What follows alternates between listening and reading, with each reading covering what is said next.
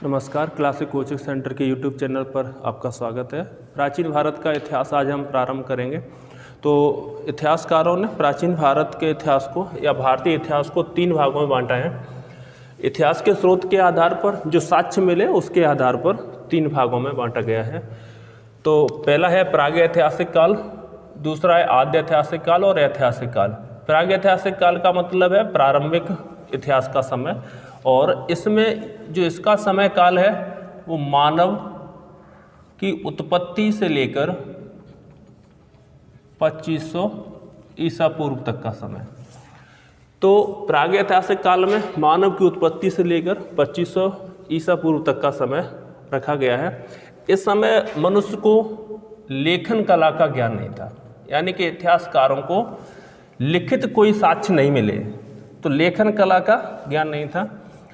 जिस समय मनुष्य को लिखने का ज्ञान हुआ उस समय से आद्य ऐतिहासिक काल माना जाता है, और इसका जो समय काल है 2500 ईसा पूर्व से लेकर 600 BC तक का, बिफोर क्राइस्ट, ईसा मसीह के जन्म से 600 वर्ष पूर्व तक के समय को आद्य ऐतिहासिक काल माना जाता है। इस समय मनुष्य को लेखन कला का ज्ञान था। मनुष्य लिख तो सकता था, लेकिन इन्हें इतिहासकारों ने ज़्यादा पढ़ नहीं पाया। तो आद्य ऐतिहासिक काल जिसमें लेखन कला का ज्ञान था, लिखित जो साक्ष्य मिले हैं उन्हें ज़्यादा पढ़ा नहीं जा सका। ठीक है, तो ऐसे क्वेश्चन पूछ लेता है, सिंधु घाटी सभ्यता किस समय की है? तो सिंधु घाटी सभ्यता आद्य ऐतिहासिक काल की है। तो सिंधु घाटी सभ्यता और वैदिक सभ्यता ये दोनों ही आद्य ऐतिहासिक काल की सभ्यताएं हैं। वैदिक काल या वैदिक सभ्यता, वैदिक सभ्यता यानी कि आर्यकालीन सभ्यता, इसे आर्य सभ्यता भी बोला जाता है। तो सिंधु घाटी सभ्यता आद्य ऐतिहासिक काल की है, वैदिक सभ्यता भी आद्य ऐतिहासिक काल की है। इसके अलावा जो प्रागैतिहासिक काल है इसमें कोई लेखन साक्ष्य नहीं मिले हैं, लिखित साक्ष्य नहीं मिला है। आद्य ऐतिहासिक काल में लिखित साक्ष्य तो मिले हैं लेकिन उन्हें पढ़ा नहीं जा सका है। ऐतिहासिक काल में मनुष्य को लिपि का ज्ञान था, यानी कि लेखन साक्ष्य तो मिले हैं और उन्हें पढ़ा भी जा सका है। ठीक है, जो इसका जो समय काल माना जाता है ऐतिहासिक काल का, वो 600 BC के बाद, 600 BC के बाद का समय। ठीक है, तो ऐसे तो ये हो गया स्रोत के आधार पर इतिहास का वर्गीकरण। इसके साथ ही जो प्रागैतिहासिक काल है इसे पाषाण काल भी बोला जाता है। पाषाण काल, पाषाण का मतलब पत्थर। तो इसमें मनुष्य ज़्यादातर जो अपने हथियार बनाते थे वो पत्थरों के बनाते थे। इस पाषाण काल को भी 3 भागों में बांटा गया है। इसमें पहला है पुरा पाषाण काल, मध्य पाषाण काल और नव पाषाण काल। पुरा पाषाण काल का अगर समय की बात करें तो इसकी मानव उत्पत्ति से लेकर 8000 BC, 8000 ईसा पूर्व तक का समय पुरा पाषाण काल में आता है। 8000 से लेकर 4000 ईसा पूर्व तक का जो समय है वो मध्य पाषाण काल कहलाता है। नव पाषाण काल में 4000 BC से लेकर 4000 ईसा पूर्व से लेकर 2500 ईसा पूर्व तक का समय ये नव पाषाण काल में आता है। तो इस प्रकार प्रागैतिहासिक काल को पाषाण काल भी बोला जाता है, और प्रागैतिहासिक काल को आगे 3 भागों में ऐसे बांटा जा सकता है। हालांकि वर्गीकरण और भी आगे है, जैसे पुरा पाषाण काल को भी 3 भागों में बांटा गया है। ठीक है, तो उतना जानने की जरूरत ही नहीं है। ठीक है, क्वेश्चन परीक्षा के अनुसार आपको टैकल करना कि क्वेश्चन क्या आ सकता है। ठीक है, तो पुरा पाषाण काल में इनका वर्गीकरण किस आधार पर किया गया है? तो पुरा पाषाण काल में मानव कैसा था? एक आखेटक का जीवन व्यतीत करता था। आखेटक का मतलब है शिकारी जीवन। ठीक है, जगह जगह घूमना और शिकार करना और खाना, ये काम करता था। एक और ख़ास बात पुरा पाषाण काल के बारे में ऐसे पूछ सकता है, लगभग 1 लाख ईसा पूर्व पहले आग का ज्ञान हो गया था मानव को। आग का ज्ञान था। अगर ये पूछ लिया जाए कि मनुष्य को आग का ज्ञान किस समय में हुआ, आग के बारे में कब पता चला, तो प्रारंभ में ही, पूरा पाषाण काल में ही आग का ज्ञान हो गया था। ठीक है। अगर मध्य पाषाण काल की बात करें तो इसमें पशुपालन प्रारंभ कर दिया था मनुष्य ने, और आखेटक का जीवन तो व्यतीत करते थे, साथ ही साथ पशुओं को पालने का काम भी प्रारंभ कर दिया था। अगर ऐसा पूछ लिया जाए कि मनुष्य ने पहला पालतू पशु किसे बनाया, तो पहला पालतू पशु कुत्ता को बनाया था। तो पहला पालतू पशु का जो साक्ष्य मिले हैं वो कुत्ता के मिले। हालांकि इसमें जो पशुपालन का जो साक्ष्य मिला है वो कुत्ता है, लेकिन ये मध्यकाल में पशुपालन के साक्ष्य नहीं मिले हैं। जो पशुपालन का जो प्रारंभिक जो साक्ष्य मिले हैं वो नव पाषाण काल से मिलना प्रारंभ हुए। इतना तो है कि हाँ, ये पालतू पशुओं को पालतू बनाता था। इसी के जो साक्ष्य मिले हैं तो पशुपालन करता था मनुष्य, इस चीज़ का जो साक्ष्य मिले हैं तो भारत में भीमबेटका की गुफा से। ऐसे भी पूछ सकता है कि भीमबेटका की गुफा किस समय से संबंधित है, किस काल से संबंधित है, तो मध्य पाषाण काल से संबंधित है। भीमबेटका की गुफाएं में हाथी, हिरण और कई प्रकार के अन्य जानवरों के चित्र मिले हैं, और साथ ही मनुष्य को शिकार करते हुए दिखाया गया है धारदार हथियार से। भीमबेटका की गुफाएं कहाँ पे हैं? मध्य प्रदेश में। ठीक है। तो इस प्रकार मध्य पाषाण काल में मनुष्य ने पशुपालन करना प्रारंभ कर दिया था, और पहला पालतू पशु जो है कुत्ता बनाया, और भीमबेटका की गुफाएं मध्य पाषाण काल से ही संबंधित है। नव पाषाण काल में मनुष्य ने पशुपालन तो करना प्रारंभ कर ही दिया था, साथ ही कृषि भी करना प्रारंभ कर दी थी। और कृषि के साथ साथ इसने पहिया का आविष्कार कर लिया था। नव पाषाण काल की सबसे इम्पोर्टेंट खोज पहिया का आविष्कार। ठीक है। पहिया का आविष्कार करने के कारण इसके आवागमन आसान हो गया, और जिससे इधर उधर आना जाना प्रारंभ कर दिया था। तो अगर धातु की खोज के आधार पर बात करें तो नव पाषाण काल को ताम्र पाषाण काल भी बोला जाता है। ताम्र पाषाण काल, क्योंकि ताम्र का मतलब तांबा, पाषाण का मतलब पत्थर। तो उस समय जो हथियार बनाए जाते थे वो तांबे और पत्थर के बनाए जाते थे। तो ऐसे क्वेश्चन अगर पूछ ले कि मनुष्य ने सबसे पहले किस धातु की खोज की है, किस धातु का सबसे पहले प्रयोग करना प्रारंभ किया, तो तांबा धातु का। ठीक है। तो ताम्र पाषाण काल की अगर बात करें तो नव पाषाण काल को ही ताम्र पाषाण काल कहा जाता है, जिसका समय काल 4000 ईसा पूर्व से लेकर 2500 ईसा पूर्व तक का है। ठीक है। ऐसे अगर धातु के आधार पर और आगे देखेंगे तो सिंधु घाटी सभ्यता है, ये कांस्य युगीन सभ्यता है। कांस्य युगीन यानी कि इसमें सिंधु घाटी के लोग कांसे की बनी धातु, जो कि मिश्र धातु है, कांसा की मिश्र धातु तांबा और टिन से बनी है, कॉपर और टिन, इससे मिलकर बनाई जाती मिश्र धातु है। ठीक है। इसके अलावा जो वैदिक काल है, वैदिक काल को लोह युग भी बोला जाता है। तो लोहे की जो खोज है या लोहे का प्रयोग करना मनुष्य ने बहुत बाद में प्रारंभ किया, वैदिक काल से, और इसलिए वैदिक काल को लोह युग बोला जाता है। भारत में लोहे का सबसे प्राचीनतम जो साक्ष्य मिले हैं वो एटा में अतरंजी खेड़ा 1000 ईसा पूर्व के आसपास एटा जिला में अतरंजी खेड़ा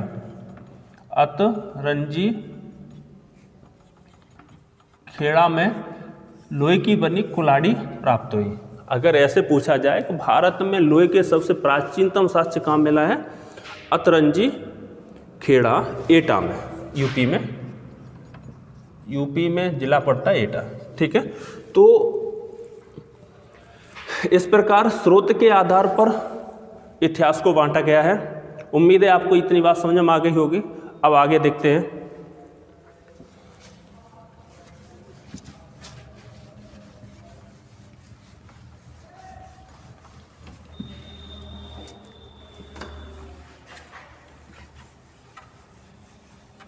तो सिंधु घाटी सभ्यता कैसी सभ्यता थी? कांस्य युगीन सभ्यता। उससे पहले ताम्र पाषाण कालीन सभ्यता थी और वैदिक सभ्यता थी, लोह युगीन सभ्यता थी। उसमें मनुष्य ने लोहे का प्रयोग करना प्रारंभ कर दिया था। ठीक है। तो प्राचीन भारत की टाइमलाइन की अगर बात करें तो सबसे पहले प्राचीन भारत के इतिहास के स्रोत, तो सबसे पहले इस स्रोत पढ़ेंगे।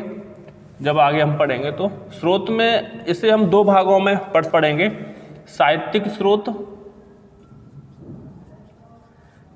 और पुरातात्विक स्रोत। पुरातात्विक स्रोत, पुरातात्विक स्रोत का जिसमें खुदाई में जो चीज़ें मिली है उसके आधार पर इतिहासकारों ने कुछ निष्कर्ष निकाले हैं, तो वो उससे इतिहास के बारे में जानकारी प्राप्त होती है। जैसे बहुत सारे अभिलेख मिले हैं, मुद्राएं, मोहरें, सिक्के, तो ये सब चीज़ें मिली हैं पुरातात्विक खोजों में। साहित्यिक स्रोत में इसे भी आगे वर्गीकरण जब करेंगे तो पढ़ेंगे, इसमें धार्मिक साहित्य जैसे वेद, पुराण, महाकाव्य, उपनिषद, इन सब के साक्ष्य मिले हैं। और गैर धार्मिक साहित्य में जैसे रजत रंगड़ी, अष्टाध्यायी पाणिनि की, अर्थशास्त्र कौटिल्य का, इनसे भी मेगास्थनीज की इंडिका नामक पुस्तक से जैसे चंद्रगुप्त मौर्य के समय की जानकारी प्राप्त होती है। तो प्राचीन स्रोत में साहित्यिक स्रोत और पुरातात्विक स्रोत ये पढ़ेंगे। प्राचीन स्रोत के बाद में फिर आगे पढ़ेंगे सिंधु घाटी सभ्यता। सिंधु घाटी सभ्यता या हड़प्पा सभ्यता,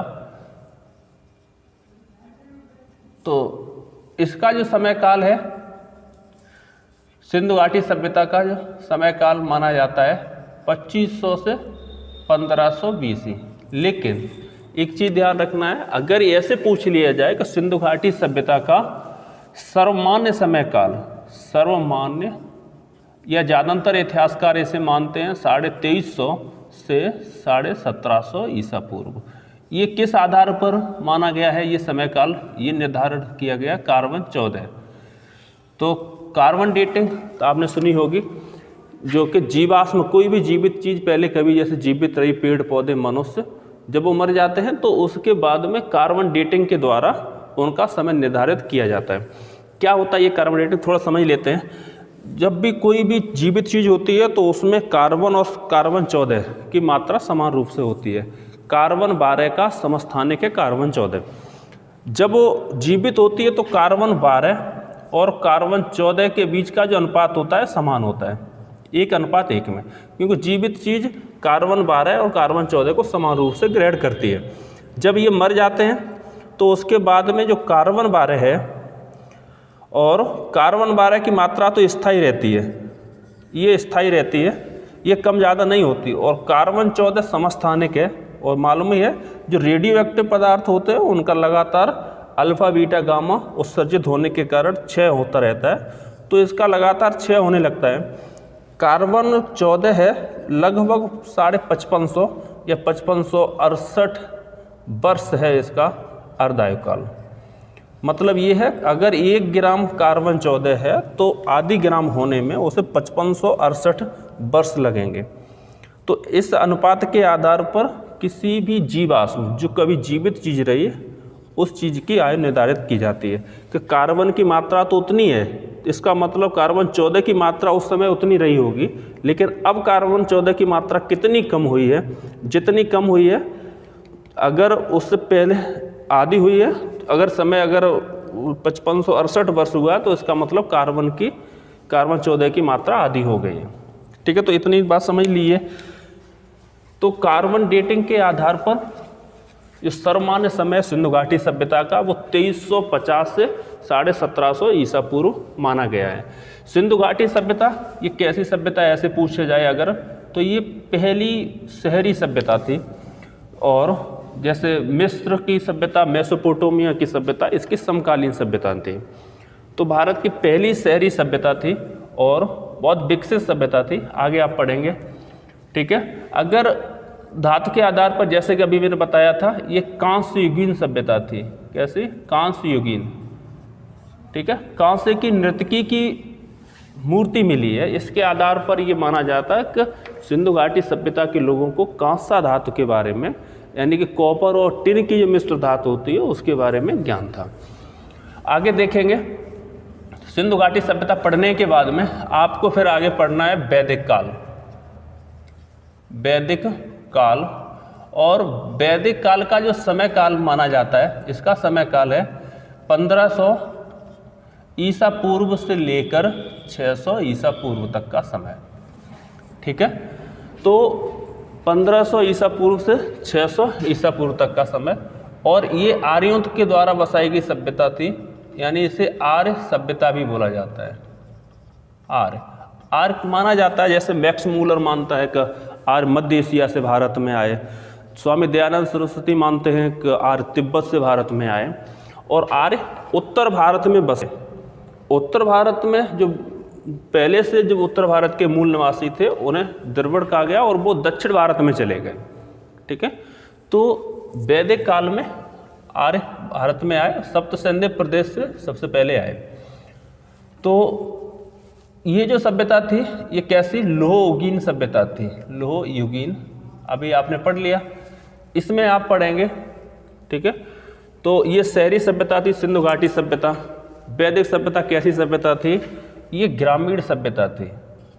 तो आप ये मान लीजिए कि पहले मनुष्य शहर में रहता था, बाद में गांव में आया, क्योंकि सिंधु घाटी सभ्यता शहरी सभ्यता थी। उसके बाद वैदिक सभ्यता जो आई वो ग्रामीण सभ्यता थी। ये ज़्यादातर घूमते थे और पशुपालन करते थे वैदिक काल में। ठीक है, वैदिक काल के बाद में आगे आप पढ़ेंगे महाजनपद काल। महाजनपद काल, तो महाजनपद का मतलब क्या है, बड़े बड़े प्रदेश। जो छोटा जब वैदिक काल में जब आर्य भारत में आए तो वो पहले पशुपालन और घुमक्कड़ की तरह जीवन यापन करते थे। फिर उन्होंने जब पशुपालना और खेती करना प्रारंभ किया तो वो स्थायी जीवन जीने लगे, और जो एक बड़ी जो एरिया बन जाती थी जहाँ पे ज़्यादा लोग रहते थे उसे कबीला बोला जाता था। और बड़ा सा गांव अगर कोई ज़्यादा बड़ा हो गया है तो उसे जन बोला जाता था, और कई गांव के समूह को जनपद बोला जाता था, और कई जनपद के समूह को महाजनपद बोला जाता था। और अगर जैसे कोई राजा है और वो महाजनपद, उसके पूरा अंडर में है महाजनपद, और पूरे महाजनपद कई सारे महाजनपदों पर उसने अधिकार कर लिया, तो वो पूरा क्या कहलाता था, साम्राज्य। ये बात समझ में आ गई। तो सबसे छोटी इकाई जन, फिर जनपद, फिर महाजनपद, और कई सारे जनपदों के मिलने से क्या बनता था, साम्राज्य। ठीक है, तो ये बात समझ में आ गई। महाजनपद काल के बारे में जो जानकारी मिलती है वो बौद्ध ग्रंथ, इनकी संख्या पहले तो ये समझ लेते हैं कि संख्या कितनी, 16, और बौद्ध ग्रंथ अगुंतर निकाय से 16 महाजनपदों के बारे में जानकारी मिलती है। इसके अलावा जैन ग्रंथ भगवती सूत्र से भी महाजनपदों के बारे में जानकारी मिलती है।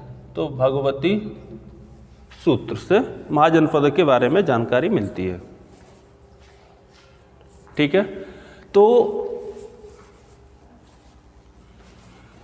जैन ग्रंथ भगवती सूत्र से महाजनपद के बारे में जानकारी मिलती है। ये जैन ग्रंथ था। ठीक है, इसमें जैसे महाजनपदों के नाम, तो सबसे बड़ा जो महाजनपद जैसे अवंती महाजनपद, और सबसे शक्तिशाली महाजनपद मगध, कुरु, सूरसेन, पांचाल, इस तरह के 16 महाजनपद। अकेले यूपी में ही लगभग 8 महाजनपद हुआ करते थे उस समय।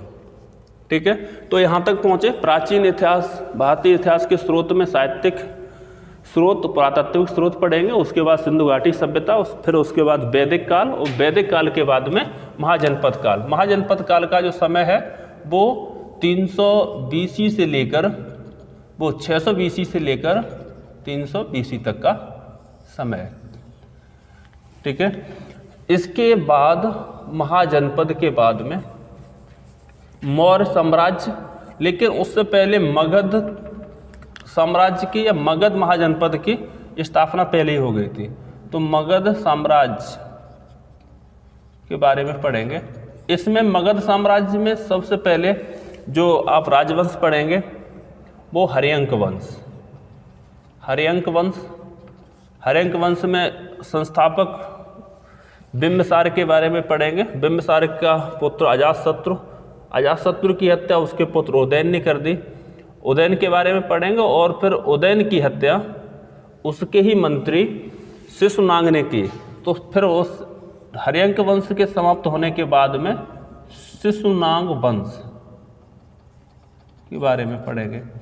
शिशुनाग वंश में शिशुनाग ने ही इसकी स्थापना की और इसमें शिशुनाग के बाद में कालाशोक प्रमुख शासक हुआ। कालाशोक के समय में दूसरी बौद्ध संगीति हुई थी और शिशुनाग वंश के बाद में नंद वंश के बारे में पढ़ेंगे। नंद वंश का संस्थापक महापद्मनंद था और इसी वंश का अंतिम शासक धनानंद था। धनानंद को चंद्रगुप्त मौर्य ने हराया चाणक्य की सहायता से और उसके बाद में मौर्य साम्राज्य की स्थापना हुई। मौर्य साम्राज्य चंद्रगुप्त मौर्य के द्वारा। ठीक है, तो मौर्य साम्राज्य चंद्रगुप्त मौर्य जो शासक बना वो लगभग 322 ईसा पूर्व से लेकर 1887 ईसा पूर्व तक मौर्य साम्राज्य मौर्य शासकों का शासन रहा। तो मौर्य साम्राज्य में संस्थापक चंद्रगुप्त मौर्य, उसका पुत्र बिंदुसार का अशोक का कुणाल, दशरथ, संप्रीति और ऐसे ही आगे, और अंतिम शासक बृहद्रथ हुआ। बृहद्रथ की हत्या इस मौर्य काल में सबसे ज़्यादा जो इम्पोर्टेंट अशोक के बारे में, उसके शिलालेख के बारे में पढ़ना है। और अंतिम शासक कौन था? बृहद्रथ। बृहद्रथ की हत्या उसके ही अमात्य पुष्यमित्र शुंग ने कर दी, यानी उसी के जो कोई अधिकारी पुष्यमित्र शुंग ने इसकी हत्या कर दी और मौर्य साम्राज्य का अंत हो गया। ठीक है, पुष्यमित्र शुंग। तो मौर्य साम्राज्य के समाप्त होने के बाद का जो समय कहलाता है उत्तर मौर्य काल। उत्तर मौर्य काल। और उत्तर मौर्य काल में आप पढ़ेंगे शुंग वंश। ये ब्राह्मण था। शुंग वंश, कण्व वंश, इसके अलावा आंध्र सातवाहन वंश। आंध्र प्रदेश में सातवाहन वंश के शासकों का शासन था। तो आंध्र सातवाहन वंश के बारे में पढ़ेंगे उत्तर मौर्य काल में। ठीक है, ये जो समय की अगर बात करें तो 200 ईसा पूर्व से लेकर 200 BC से लेकर ये 300 AD तक का समय है। 200 ईसा पूर्व से लेकर 300 ईस्वी तक का समय उत्तर मौर्य काल रहा। इसके बाद में फिर एक बहुत ही शक्तिशाली शासक, शक्तिशाली राजवंश गुप्त साम्राज्य स्थापित हुआ। गुप्त शासक में सबसे ज़्यादा इम्पोर्टेंट समुद्रगुप्त, चंद्रगुप्त प्रथम, चंद्रगुप्त विक्रमादित्य के बारे में आप पढ़ेंगे। और तो बहुत बड़े बड़े शासक इसमें हुए। चंद्रगुप्त मौर्य साम्राज्य के बाद में सबसे शक्तिशाली शासक, मौर्य साम्राज्य में सबसे शक्तिशाली अशोक के बाद में गुप्त शासकों में सबसे शक्तिशाली समुद्रगुप्त हुआ। समुद्रगुप्त का शासन उत्तर में ये मान लो जम्मू कश्मीर से लेकर दक्षिण में कर्नाटक तक और पूर्व में ब्रह्मदेश यानी कि म्यांमार से लेकर हिंदुकुश की पहाड़ियों तक, यानी कि अफगानिस्तान और पाकिस्तान में पर्वत श्रेणी हिंदुकुश तक इसका साम्राज्य फैला था। तो गुप्त काल का जो समय काल है वो है 300 AD से लेकर 300 ईस्वी या AD से लेकर 550। 300 एग्जैक्ट लिखने की कोई ज़रूरत नहीं है। आप ऐसे मान लीजिए गुप्त साम्राज्य की स्थापना श्रीगुप्त ने की 240 में, लेकिन इसका वास्तविक संस्थापक चंद्रगुप्त प्रथम को माना जाता है जो 319 ईस्वी में गद्दी पर बैठा और ये 550 AD तक गुप्त शासकों का शासन रहा। ठीक है। और इसमें कई सारे प्रमुख शासक चंद्रगुप्त प्रथम, समुद्रगुप्त, बिंदुसार, इन सब के चंद्रगुप्त प्रथम, इसके बाद में समुद्रगुप्त, स्कंदगुप्त, कुमारगुप्त, इन सब के बारे में पढ़ेंगे। और इस गुप्त शासकों में सबसे आखिरी शासक स्कंदगुप्त हुआ, जिसके समय हूणों का आक्रमण प्रारंभ हुआ। ठीक है।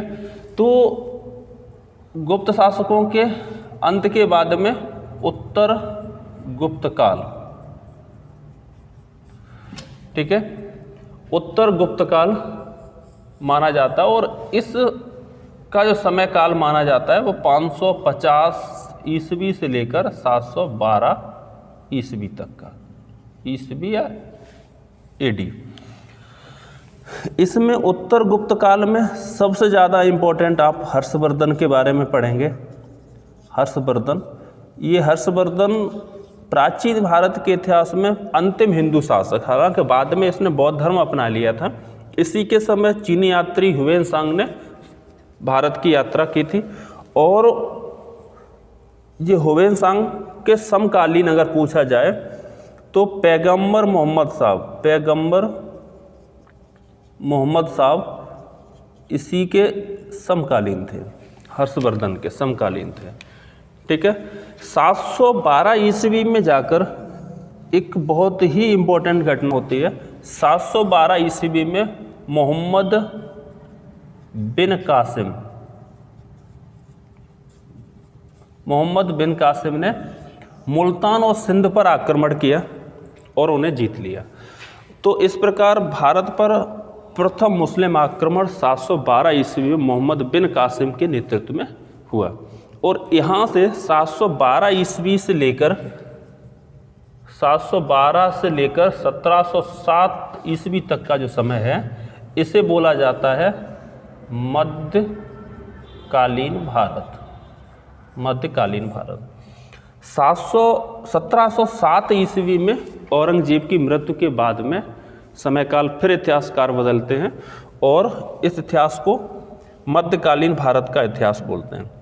1707 के बाद और वर्तमान समय तक, चाहे 1950 तक की बात हो या वर्तमान समय तक का जो समय काल है, तो औरंगजेब की मृत्यु के बाद अंग्रेज़ों का ईस्ट इंडिया कंपनी का जाना, प्रभुत्व यहाँ पे स्थापित हो गया। तो अंग्रेज़ों के समय को आधुनिक भारत का इतिहास माना जाता है। आधुनिक भारत का इतिहास। ठीक है।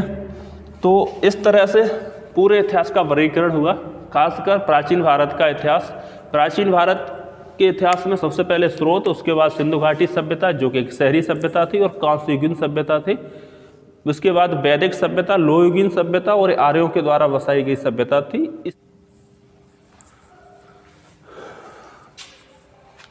तो इस प्रकार आपने टाइमलाइन पढ़ ली प्राचीन भारत के इतिहास के बारे में कि किस क्रम में आप पढ़ेंगे। और इसमें बार बार जो BC आता है, BC का मतलब है बिफोर क्राइस्ट, मतलब ईसा मसीह के जन्म से पहले का समय। ये क्या होता है, थोड़ा सा समझ लेते हैं इसे। देखो, पूरे विश्व भर में जो ग्लोबल कैलेंडर है वो ग्रेगोरियन कैलेंडर है। पॉप ग्रेगोरियन ने इसे 1582 के आसपास इसे जारी किया था। पॉप जो कि वेटिकन सिटी, इटली के पास में वेटिकन सिटी में रहते हैं, तो वही पूरे विश्व भर में कैलेंडर आज माना जा रहा है। तो ईसा मसीह का जन्म मान लेते हैं, यहाँ पे थोड़ा सा ऐसे समझ लेते हैं। ईसा मसीह का जन्म 1 ईस्वी में हुआ, 1 ईस्वी में। ईसा मसीह के जन्म के पहले के समय को क्या बोला जाता है, इससे पहले के समय को BC, बिफोर क्राइस्ट, यानी ईसा पूर्व, ईसा मसीह के जन्म से पहले के समय को। और इसे बोला जाता है AD, ईसा मसीह के जन्म के बाद का समय। AD का मतलब एनो डोमिनी, यानी कि ईसा मसीह के वर्तमान समय को। तो इसके अलावा कुछ और सम्मत भी चालू की गई थी। जैसे अगर ईसा पूर्व से पहले का समय लिखेंगे ना, जैसे मान लो 2500 ईसा पूर्व, फिर आएगा 2400, फिर आएगा 2300, इस प्रकार फिर 500, 400, 300, तो ये घटते क्रम में है। ईसा पूर्व जो है वो घटते क्रम में लिखे जाते हैं और ये बढ़ते हुए क्रम में। तो ईसा पूर्व से 58 वर्ष पहले यानी 58 ईसा पूर्व में कौन सी संवत प्रारंभ हुई? विक्रम संवत। ठीक है। और इसी से पहले लगभग 46 ईसा पूर्व के आसपास जूलियस सीजर ने जूलियन कैलेंडर प्रारंभ किया था। हाँ, उसमें कुछ कमियां थी जिसे 1582 में पोप के द्वारा ग्रेगोरियन कैलेंडर के द्वारा उसे समाप्त किया गया। इसके अलावा जो 76 BC के पूर्व का 76 BC नहीं 76 AD 76 ईस्वी के आसपास शक संवत प्रारंभ की कनिष्क के द्वारा। ठीक है। इसी को राष्ट्रीय पंचांग का दर्जा प्राप्त है भारत में। राष्ट्रीय पंचांग, शक संवत को ही राष्ट्रीय पंचांग माना जाता है संविधान के अनुसार। इसके अलावा एक और इम्पोर्टेंट बात याद रखनी इसके बारे में, लगभग 600 AD 600 ईस्वी के आसपास हिजरी संवत प्रारंभ हुई। हिजरी संवत, हिजरी संवत का मतलब ये है मोहम्मद साहब ने मक्का से मदीना तक की जो यात्रा की उसे इस्लाम धर्म में हिजरी या हिजरत बोला जाता है। ठीक है। तो मक्का से मदीना तक की जो यात्रा है वो 622 ईस्वी में की थी। ठीक है। तो ऐसे समझ में आ गया। ईसा मसीह के पहले के समय को ईसा पूर्व कहा जाता है और ईसा मसीह के जन्म के बाद के समय को ईसवी कहा जाता है। ठीक है। विक्रम संवत है वो ईसा पूर्व 58 ईसा पूर्व में प्रारंभ हुई थी। ठीक है। तो इसी प्रकार ऐसे भी समझ लो कि ईसा मसीह के जन्म से पहले की जो तारीख है वो घटते हुए क्रम में। अब मान लो जैसे 563 ईस्वी में उनका जन्म हुआ है महात्मा बुद्ध का और 483 में उनकी मृत्यु हुई। ठीक है। तो ये घटते हुए लिखा जाएगा, इधर घटते हुए, फिर उसके बाद 300 आएगा, फिर 200 आएगा, तो इस प्रकार घटते हुए। ये BC को और भी बोला जाता है, BC को B4 BCE भी बोला जाता है। इसका मतलब B4 common era, B4 common era. और AD को सामान्यतः CE बोला जाता है। CE का मतलब है कॉमन एरा, जो सामान्य युग वर्तमान में चल रहा है उसे। तो ऐसे भी कहीं कहीं लिखा मिल सकता है। तो हिजरी संवत कब प्रारंभ हुई? 622 में, शक संवत 76 ईस्वी में, विक्रम संवत 78 ईसा पूर्व में। अगर कहीं ऐसा लिखा, मान लो 2020 है, जैसे अखबार में 2020 ईस्वी है, अगर इसे शक संवत में वो लिखे तो शक संवत में कैसे लिखेगा? 2020 और ये 76 वर्ष बाद, इस ईस्वी के प्रारंभ होने के 76 वर्ष बाद ये प्रारंभ हुई, तो इसे हम क्या करेंगे? 76 घटा देंगे। और तो ये जो हो जाएगी कितना? 4 1944, ये क्या होगी? शक संवत। अगर वर्ष 2020 है तो शक संवत कितनी होगी? 1944।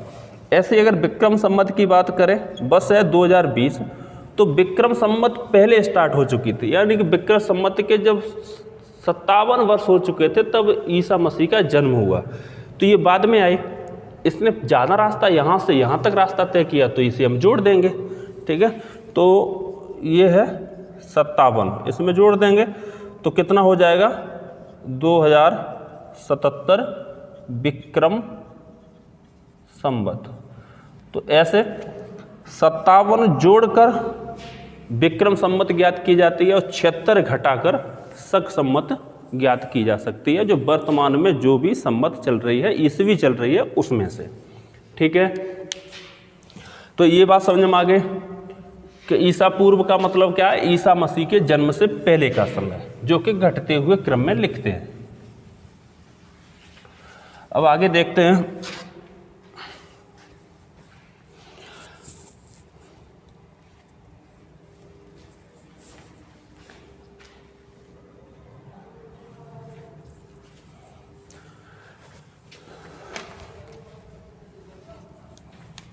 तो AD और BC ये बात समझ में आ गई। अब भारत के नामकरण की अगर बात करें तो इतिहास पढ़ने से पहले शुरुआत में इन चीज़ों को अभी समझ लेते हैं। भारत का नामकरण,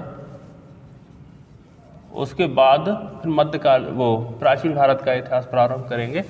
तो भारत का जो नामकरण है वो कैसे हुआ, तो सबसे जो प्राचीन नामकरण की अगर बात करें, जब आर्य भारत में आए, आर्य मौर्य काल में इसे जम्बूद्वीप कहा जाता था, और आर्य जब भारत में आए तो इसे आर्यावर्त, आर्यावर्त, और उत्तर भारत को खासकर आर्यावर्त कहा गया, और दक्षिण भारत को उस समय वैदिक काल में जबकि आर्य भारत में आए थे तब दक्षिण भारत को दक्षिणापथ कहा जाता था। तो वैदिक काल में इस प्रकार भारत के दो नाम थे, उत्तर भारत को आर्यावर्त और दक्षिण भारत को दक्षिणापथ। ये किस समय में? वैदिक काल में। ठीक है। इसके अलावा भारतवर्ष का सर्वप्रथम जो उल्लेख मिलता है, अगर अभिलेख की बात करें तो हाथी गुम्फा अभिलेख से प्रारंभ होता है, जो कि एक तिथि रहित अभिलेख है। हाथी गुम्फा अभिलेख से प्रारंभ होता है। तो भारतवर्ष जो नाम कैसे पड़ा, इसकी हम पहले बात कर रहे हैं। तो कबीले यानी आर्यों के कबीले भरत के नाम पर महाभारत में जो भरत, उनके नाम पर भारतवर्ष नाम पड़ा। लेकिन जैन ग्रंथ के अनुसार ये माना गया कि ऋषभदेव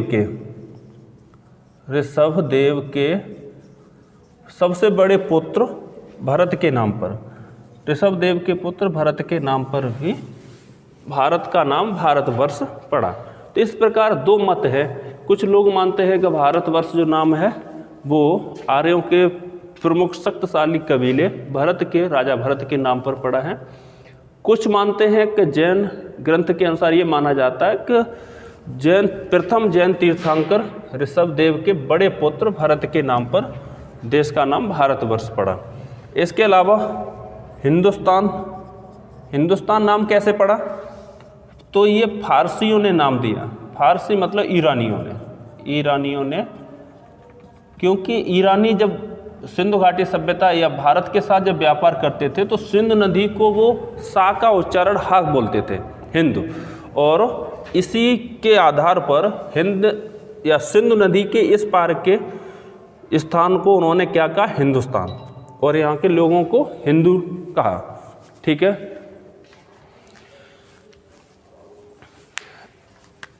तो हिंदुस्तान ईरानियों के द्वारा दिया गया नाम है। इसके अलावा इंडिया जो नाम है, इंडिया यूनानियों ने नाम दिया, यूनानियों ने। ठीक है। वो सिंधु नदी को इंडस बोलते थे, और इंडस के इस पार के स्थान को या इस पार के देश को उन्होंने इंडिया कहा। तो इस प्रकार आर्यावर्त, दक्षिणापथ, यानी कि वैदिक काल में भारत को दो भागों में या दो नामों से पुकारा जाता था। उत्तर भारत को आर्यावर्त, दक्षिण भारत को दक्षिणापथ। और भारतवर्ष जो नाम है उसके लिए दो मत माने जाते हैं कि प्रमुख आर्यों के शासक भरत के नाम पर भारतवर्ष नाम पड़ा है, जो कि महाभारतों में आप पढ़ते हैं उनके बारे में, और जैन ग्रंथ के अनुसार ऋषभदेव के बड़े पुत्र भरत के नाम पर भारत का नाम भारतवर्ष पड़ा। इसके अलावा फारसी ईरानी जब भारत में आए तो उन्होंने हिंदुस्तान नाम दिया, जो कि लगभग 262 ईस्वी के आसपास में इसके उल्लेख मिलता है। वो आगे हम बताएंगे कहाँ पर, जब उल्लेख बताएंगे तो। यूनानियों ने इंडिया नाम दिया। तो इस प्रकार भारत का नामकरण हुआ। ठीक है। चलिए, अब संविधान के अनुसार अगर बात करें, संविधान के अनुसार क्या नाम है भारत का, तो अनुच्छेद 1 में भारत अर्थात इंडिया नाम कहा गया। भारत का नाम क्या? भारत अर्थात इंडिया, राज्यों का संघ होगा, अर्थात इंडिया। तो इस प्रकार ये भारत के नामकरण के बारे में कुछ फैक्ट आपको याद रखने हैं। चलिए अब नेक्स्ट वीडियो में देखेंगे आगे